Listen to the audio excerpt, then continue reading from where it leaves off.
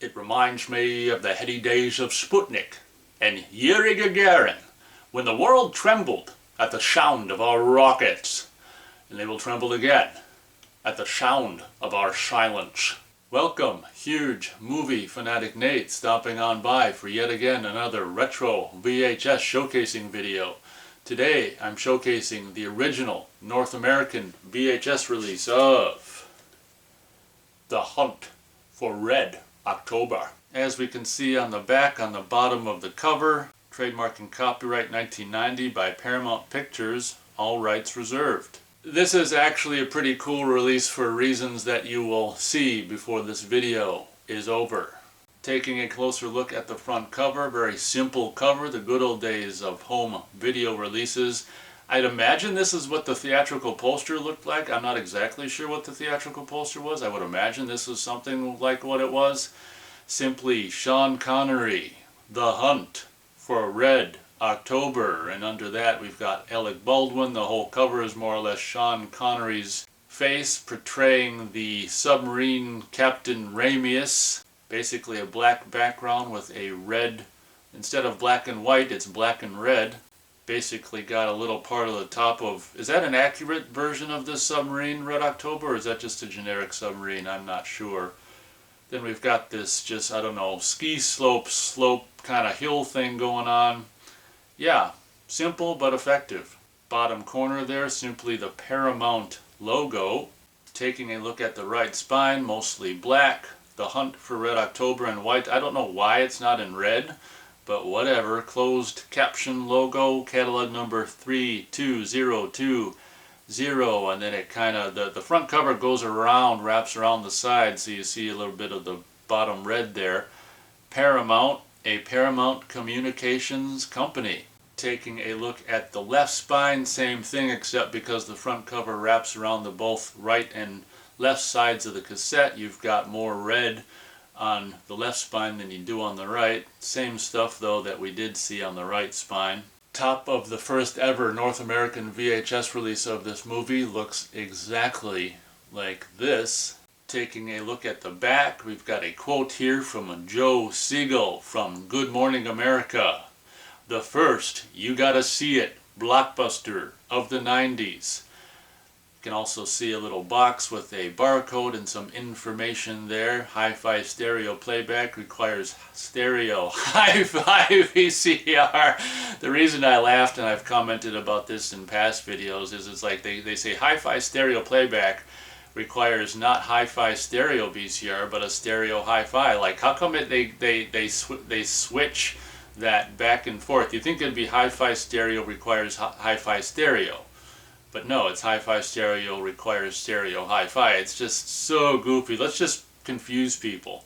Underneath the black line, we've got Sean Connery, Alec Baldwin, in the title and the color that it should be, in red, The Hunt for Red October. And as I commented on when I did a recent showcasing of another, it was 10 Commandments VHS release from 1990. I commented on back in this day, late 80s, early 90s, Paramount, at least with their VHS, was doing this thing where they just picked one image, one rectangular image from the movie, and just plopped that on the back. In this case, just an image of Sean Connery as the character, and Alec Baldwin as Jack Ryan, and Scott Glenn as his character, facing off in The Hunt for Red October.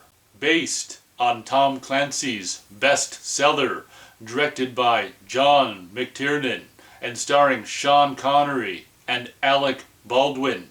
The Hunt for Red October seethes with high-tech excitement and sweats with the tension of men who hold doomsday in their hands. A new, technologically superior Soviet nuclear sub, the Red October, is heading for the U.S. coast under the command of Captain Marco Ramius. The American government thinks Ramius is planning to attack. A lone CIA analyst has a different idea. He thinks Ramius is planning to defect, but he has only a few hours to find him and prove it because the entire Russian naval and air commands are trying to find him too. The hunt is on. Underneath the description, abbreviated credits. As we can see, trademark and copyright 1989 by Paramount Pictures, all rights reserved. That would be the copyright for the film itself, not for the VHS release. The movie, although copyrighted in '89, wouldn't come out until, was it March or April of 1990. I did actually see this movie in the theater in its original theatrical release. And at the bottom we can see the remnants of the sticker used to seal the new cassette into it. This is the part of the video that actually gets really cool. For the initial VHS release of The Hunt for Red October, Paramount actually released the VHS in red plastic. And they did this with other movies in 1990 and 91 as well. Like the original VHS release of Ghost was white plastic, and the original VHS release of Godfather 3 was gold. So they were having fun in the early 90s with their VHS releases. Taking a closer look at the VHS cassette itself, as I already mentioned, the whole thing is in red plastic, and it's amazing the way they actually matched the plastic or the red of the plastic with the red of the printed label. It's like the exact same, or very close to the exact same shade of red. As we can see, the label is also in red, black print on red, Paramount logo, The Hunt for Red October 1990, color 135 minutes, stereo Dolby Surround logo, PG. Wow, this is PG, that's interesting.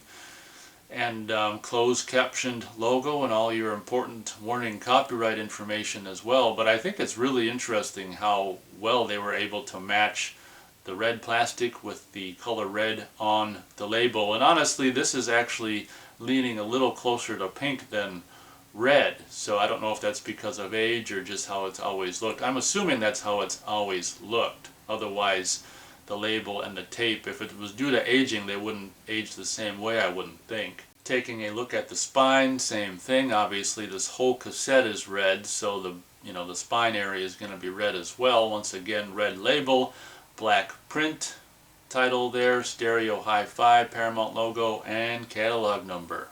And since this is a unique situation, we're actually going to show the underneath of the cassette as well, because how cool is this? The fact that this is all red plastic, as we can see, very impressive on the one side there, made in USA as well. So how's about that?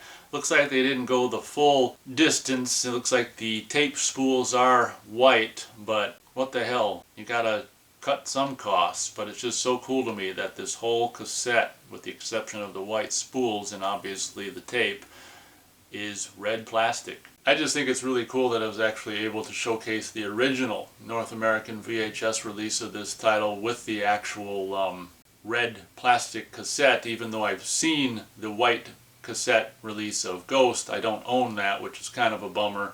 I do own the gold versions of Godfather 3, but I actually I don't know, this is really weird to me. I actually ended up taping over Godfather 3, using it as a blank, using both cassettes as a blank tapes, which is, I kind of regret because whatever. But yeah, as a teenager, when you don't have any money and you need a blank tape, you make some decisions, and it's like, yeah, I'd rather use the Godfather 3 VHS tapes and record something better onto them than actually the movie that exists. So I've actually got the Godfather 3 gold plastic cassettes, but the movie's no longer on them. But anyway, that's a whole nother story. Hope you guys enjoyed this showcasing. Thanks so much for watching, and as always, we'll catch you on the next video.